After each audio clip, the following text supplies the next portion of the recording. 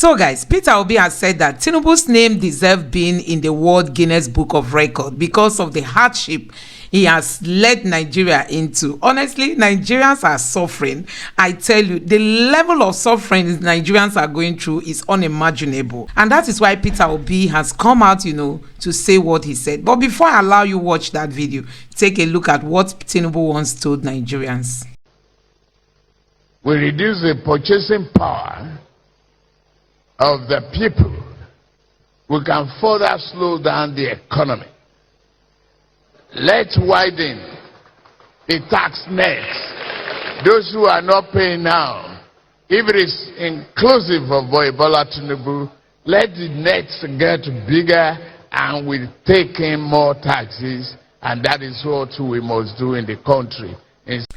So guys, yes, you have seen it for yourself. So as it stands now, Tinubu is in France enjoying his private visit to France. He's enjoying, and so many people are asking, is it the public fund that he's using to enjoy himself in France, or is it from his private pocket that he's sponsoring this visit? Even Aisha Yusufu has equally lent her voice. Before I allow you watch the video on Peter Obi's comment, just take a look at what Aisha Yusufu said. Hello everyone. So the presidency came out a few days ago to tell us that Tinubu is traveling to France for a private visit. And of course, with the pictures that they showed him using the presidential jet to fly out. There's every problem in that. A private visit shouldn't cost the nation. Public funds should not be used for private visit. And even if the presidential jet is used, he needs to fully pay for that thing. Governance is not business that people just do anyhow, and there must be accountability. These are some of the things that are really affecting us. A lot of people say, "Oh, does it matter? He's the illegitimate president." According to them, he's the president, where we all know he's the illegitimate president, and then he can use it. No, that's not the way things are done. In countries where things are working, countries that we all want to jackpot to, they ensure that their president pay for these things. If you go to the United States of America, the food that is eaten in the White House, whoever is president has to pay the food that he eats, his guests eat, anyone that come from he eats. It's only rent he doesn't pay. Every other thing, service charge, he has to pay them. So we cannot have a situation whereby somebody will just carry our jet and fly out and say it's private business. Private business without telling the people that you are accountable to where you are going to. The moment you enter public office, you're no longer a private individual. Everything that you do has to be scrutinized by the people. And that's why there are some of us who are saying we stay away from that whole public office thing, because it makes you accountable. For now, I always say, for now, I don't want to be accountable to anybody over my time. I do what I want to do. 2023, I think I only spent 3 months in Nigeria. I'm a private individual. I can do that. But the moment I hold office, nobody but my papa may I do that thing. Because I belong to the people. I have to be accountable to the people. They have to say it. So people cannot just come and be doing whatever they like, anyhow they like, spending our money anyhow they like, and be telling us that, oh, it's private business. They can go and do it. Private business. Do it on your private time. Do it with your private wallet. Do it with your private money. Don't do it with public funds. Don't do it with state-owned resources. Don't use state-owned resources. And when you use state-owned resources, then definitely you have to pay. You have to pay back the value. How much does it take to fly a presidential jet from Nigeria to France? How many days is it going to spend there? Are they going to park the presidential jet? How much are we going to be charged as fee? Who are the people that follow? The pilots and whatever. What are the payments that are made to that person? Who are the whatever? All of these things are supposed to be calculated and then given to Tinubu and say, God, this is your bill for the private trip that you made. And so he pays it off. That's the way we can get good governance. That's the way we can get the country that works for all of us. That's the way that we will not be the ones doing the jackpot. It will be other people that will be jackpotting and coming to Nigeria.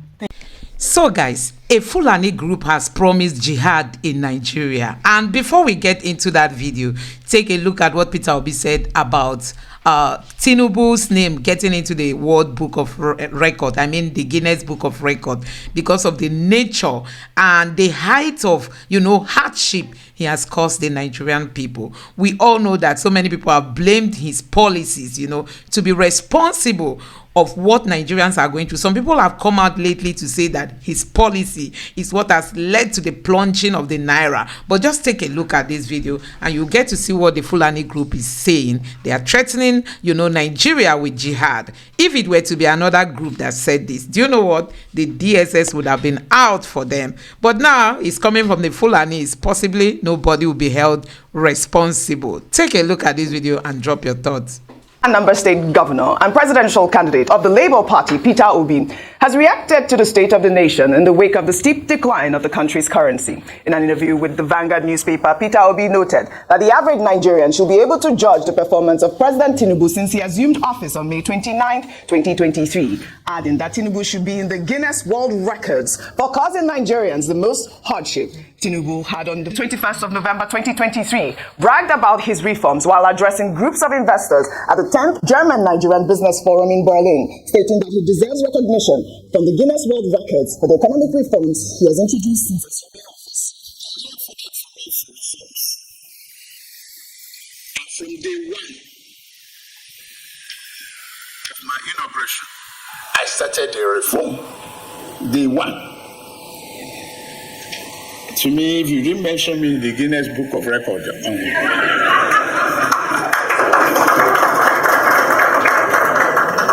I will try to find a way to insert myself. Because I did it without expectation. Well, Peter Obi in that interview said he may actually be correct when he claims that his name deserves to be in the Guinness World Records. Don't forget that people's names don't always make it into the Guinness World Records for only altruistic reasons. So it depends on which angle he is coming from. If the idea is to put his name on the Guinness Book of World Records for causing Nigerians the most hardship, untold hardship, of course, he's spot on. And I will totally agree with him because his reforms are not achieving what they are meant to achieve. Dr. Abati. Well, as they say in circumstances like this, of course. What do you expect Mr. Peter Obi to say? He was one of the major presidential candidates in the 2023 general election, which Ashwaju Bola Tinubu of the All Progressives Congress won. If spokespersons of the president were to respond, they would say, oh, it's sour grapes. Mr. Peter Obi is condemning the president because he lost out to him, not just at the polls, but also all the way to the Supreme Court. However, the counterpoint that we always make is that it is the job of the opposition to criticize the government. And that what the opposition this time around has shown, whether it is Mr. Peter Obi or Waziri Atiku Abubakar, they are beginning to show real confidence to hold the sitting government at the center to task and to raise questions and to ask questions. And it's not just a matter of opinion, it's also a matter of perception. Mr. Peter Obi is saying, so far, we can assess the Tinubu administration. There are some people, I think we had a guest today also, who was saying, well, it's too early in the day. Yeah. Let us give them a whole year. That was Layo Motola, right? Yeah. Let's give them a whole year before we begin to assess. But the same government themselves have started assessing themselves. President Tinubu has directed that a committee of 140 persons be put together to assess the performance of the ministers. What I find curious there is why you will need 140 persons to assess the performance of 46 ministers, when it is so clear that some people in that cabinet are passengers. For some of them are so unknown, are so absent that Nigerians don't even know that they are ministerial appointments. There's another group that is perpetually putting their feet in their mouths. And each time they open their mouths like this, they will cause problems. Either they are quoting wrong statistics or they are saying things they know nothing about. Not to talk of the other crowd that have been implicated in all kinds of things. So the assessment has begun. And those who are saying, let us wait for till it is 1 year. That 1 year is almost here. It's here. This is February, right? February is a few days from here. And then, of course, the 1 year will be here. So the question is, what would the administration be remembered for, be known for 1 year after? We used to talk about 100 days in office.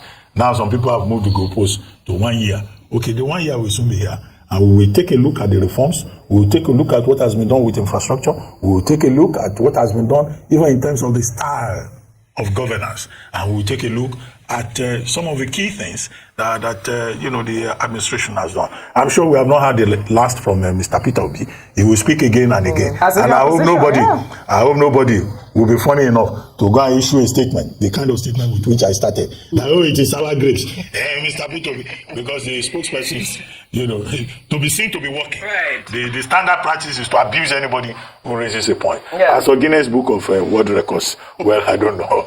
Because you have to apply to get into the Guinness Book of World Records. And I don't see the Nigerian president going to apply for any kind of notation in the Guinness Book of World Records. But of course, Peter Obi and of course Atiku Abubakar are the strong opposition. You know, Peter Obi has a way with words, and you know, it's just showing how difficult it is to live at this time in Nigeria. Even just mentioning the security situation, I believe even over the weekend, Dr. Bati Ayo, we were discussing that story of the Middle Belt Forum. I believe these people are called the Funam Group. They had brought out a statement threatening fire and brimstone because they arrested, or they claimed that they arrested the president of the Miyetti Allah Hori group, Bello Bodejo, which the DSS had said that they don't have in their custody. I mean, we are seeing economic hardship, we are seeing insecurity, we are seeing people being killed on a daily basis in Nigeria. I mean, what's your take on that statement, that Funam statement, before we move? Well, so in terms of the statement and coming out to say that, you know, hailing fire and brimstone, I think it's important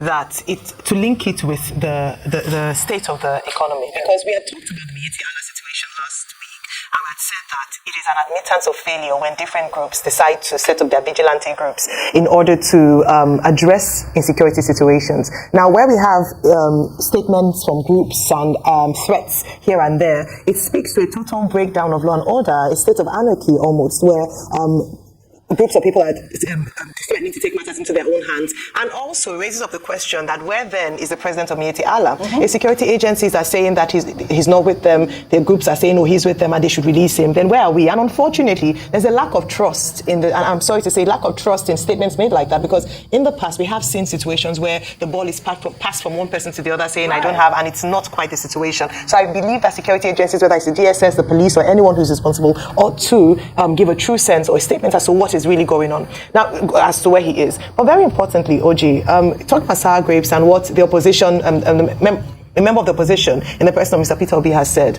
What he has said is clearly the truth, because you can measure it. You know, we often say empirical data. It is clear that a lot of Nigerians have been plunged further into poverty with some of the reforms and policy direction of this particular administration. And so I'm hoping that this, rather than coming out preparing a speech to counter what has been said, they should go back to the drawing board and reevaluate some of the policies and announcements that they have made. Yes. Where there is a mistake made, or perhaps you see that the policy direction isn't favorable, it's important to go back to the drawing board. Absolutely. Don't stick to the guns and say, no, this is the way. The only people who seem to be praising the efforts in its entirety are foreign organizations, IMF, World Bank, the United States. But the Nigerian people, including the people who are in the president's constituency, are saying that they are hungry, that they need food to eat. We see fuel price has gone up.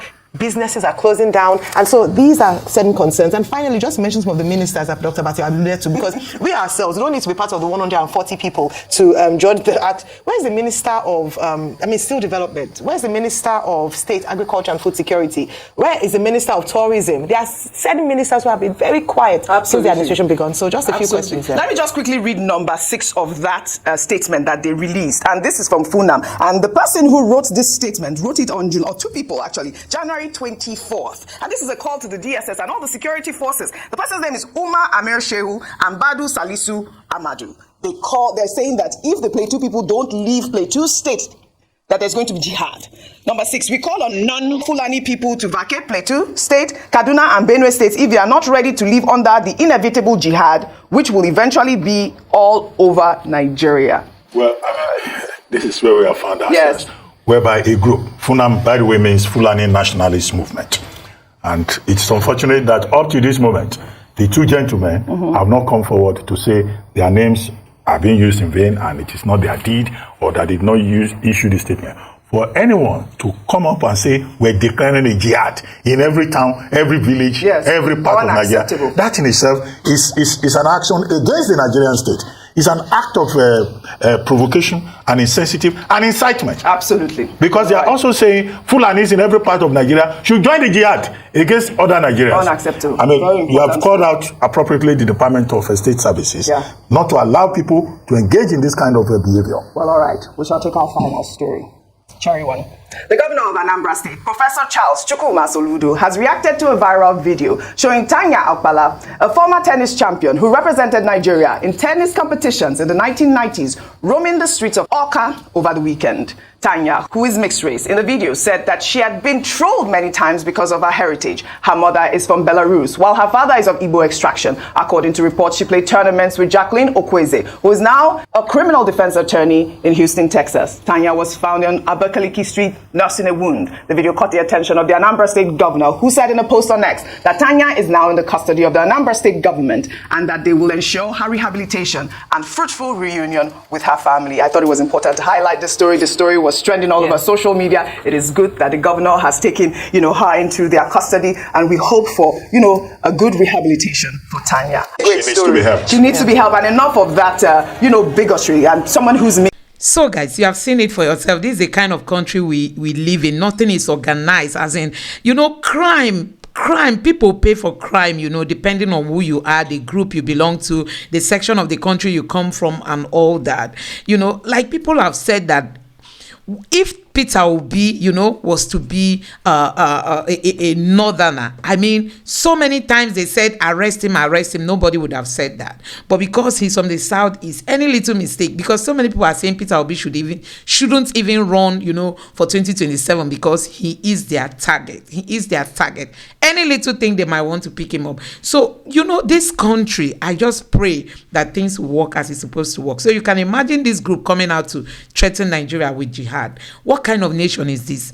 Honestly, if the security agents should be doing their work by now, I mean, heads would have ruled. But you see, it is not like that in Nigeria. Some people are selected. The law works for some people and does not work for some people. So let me know what you think about all this going on in Nigeria in the comment section below. And also the president that went to France, possibly using the public fund. We are saying possibly, who knows? He should come and tell Nigerians if it is on, if the expenses, he's going to be the one to take care of it, or is it Nigerians that are going to pay for his private visit? That is it. Let me know your take on all that. But you can see the state of the country. People are hungry. Unemployment is hiking. The naira is being devalued by the day, and so many things going wrong in this nation. It's as if we don't even have a leader. And look at the insecurity. Nobody is coming out to talk to Nigerians. We don't even know if anybody is even working towards arresting the situation on ground. Drop your thoughts and subscribe to the channel. Don't forget to turn on the notification bell, and let me know what you think in the comment section below. Thank you.